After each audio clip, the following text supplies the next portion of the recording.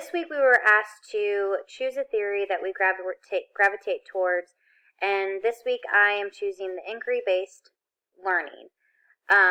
It's how I teach, it's what works best for me and what I have seen in my classroom, and it worked well for my students to be successful. So what is inquiry-based learning? It's active learning. Teachers are facilitators. Teachers help guide students' learning.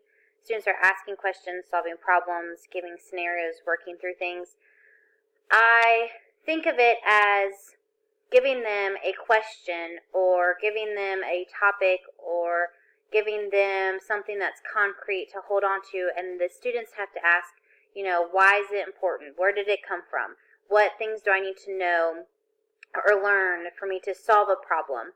I do a lot of this stuff in my classroom, also known as project-based learning, where I provide students with a question and they work with groups and it's collaborating, it's discussion, rather than me standing in front of the classroom showing PowerPoint slides, which I have been a witness to when I was in school, and me lecturing.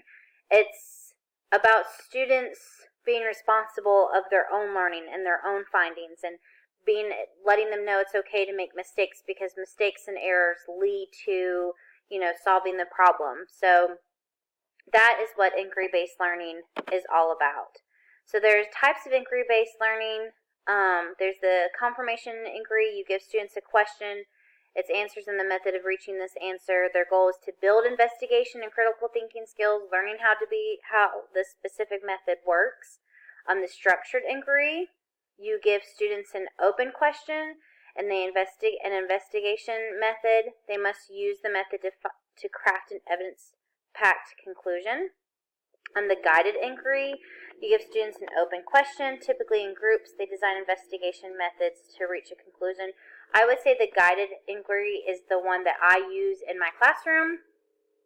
I provide my students with an open-ended questions, but they're working in groups and designing, investigating methods to solve that question. And then you have the open inquiry. You give students time and support. You pose original questions that they investigate through their own methods and eventually present the results to discuss and expand. I think I also use this one in my classroom as well. A lot of my students, when I give them a question and they investigate and explore and answer their own questions, they're also building or creating something to present the results of their findings. So I think guided inquiry and the open inquiry are the two that I focus on in my personal classroom. So the historical men of the inquiry-based learning theory, John Dewey, believed in students making connections to their experiences and allowing students to explore their curiosity, one of the main developers of the inquiry-based learning theory, and this is a picture of him over here. Joseph Schwab, I believe that's how you pronounce his last name, Marshall Heron, he actually created the Heron scale that measured the amount of inquiry being used in a science lab or in an activity or an exercise that students are doing. So these were the three men that believed in inquiry-based learning in the education. So why use inquiry-based learning? Well, students are given the opportunity to learn from their own experiences and findings. It's not all about just providing them information. I remember at the beginning of this class, something really stuck out to me, that just giving more details and just giving more information doesn't mean that the students are learning anything. It doesn't mean that they're making connections. It doesn't mean that they're able to apply what they're doing to the real world outside of the classroom. Inquiry-based learning allows students to find their own answers in their own way and be able to explain how they found it and find new theories and new methods, and even learn that, they might need more knowledge or more information to find that answer. So they're having to research and learn more rather than just throwing them facts. It doesn't help them be a better citizen in our world. Students are encouraged to investigate their own questions and solve problems. The teacher steps back and allows the students to be in charge of their own learning. Teachers are there to guide and help. Usually I think teachers are prone to just, when a student asks a question, we just give them the answers. I kind of see myself in that way, not so much with science, but for in writing, like when my students come to me to confirm with me, I'm writing in their notebook, and I'm talking to them about what, here's a period, this needs to be this, and, this sentence needs to go here, rather than allowing them explore and learn that this sentence might be in a better place somewhere else. Inquiry-based learning allows students to figure things out on their own rather than answers just being given to them, and they're depending on the teachers to give them the answers. The teacher becomes the facilitator and only guides students to ask the right questions and give them the answers.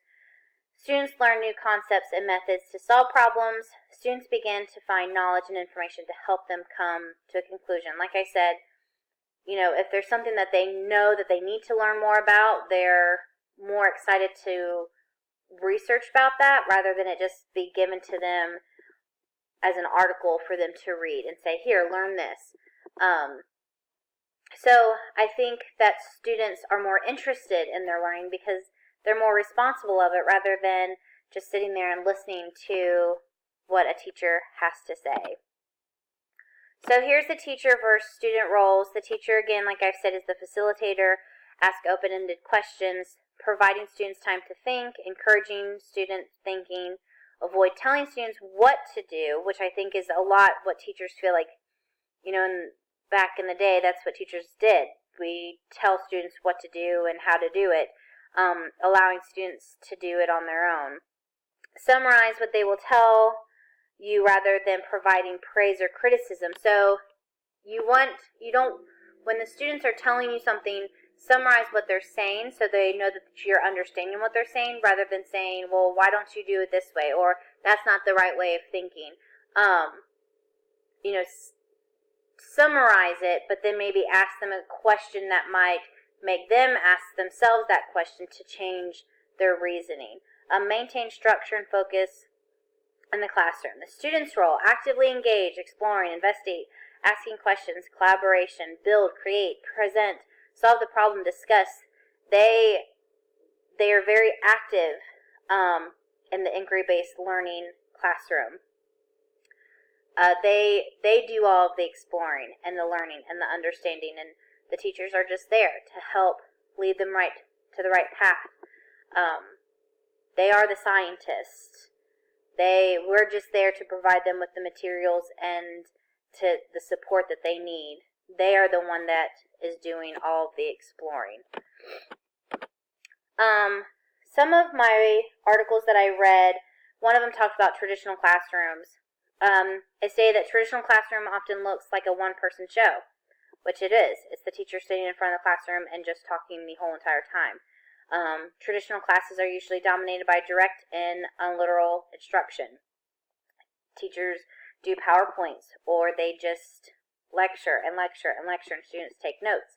Traditional approach followers assume that there is a fixed body of knowledge that the students must come to know, which means that if you are a teacher who teaches the traditional way of just lecturing your students, you're thinking that all students in your classroom, all 25 to 30 kids in your classroom, are expected to know some things from the previous year. That they all are on the same level, they don't need to differentiate, that they all learn the same way. Students are to accept the information as provided without questioning the teacher. Students are just sitting there, taking notes. Like I said, there's not very much interaction, discussion, collaboration. Even though the activities allow students to work in a group, they do not give students opportunities to explore, discuss, or investigate. And I've been at the beginning of the school year, or not the school year, of my teaching actually, I was known to just put students in groups and work together on a worksheet.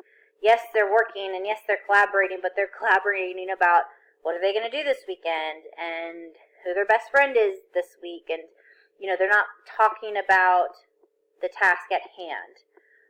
Just because they're working together doesn't make it an inquiry-based classroom. There are simple activities where students work together to answer basic questions. Now, inquiry-based classroom, my research has said that teachers provide the input for the student with the problem to investigate, along with procedures and materials. That reminded me of some of my project-based learning activities I do with my students. where I pose a question that is a problem in our school or in our community. And the students get together and work together to create some kind of device. And they present that device to their class. I know when I did the one about my kids aren't coming in from recess, my whistle is not projecting loud enough. Like, how do we need to project it? And these students came up with such great ideas of, putting a whistle inside a tube, or they took plastic bottles and cut them and had them going in all different directions. So when I blew my whistle, the whistle projected all around rather than directing to the area that was in front of me. Student formulates his own problem to investigate. Inquiry-based learning is a practical method for establishing the connections between prior knowledge and scientific descriptions of the natural world. It means that inquiry-based learning can lead students open their windows of opportunities to explore and understand about natural world by themselves.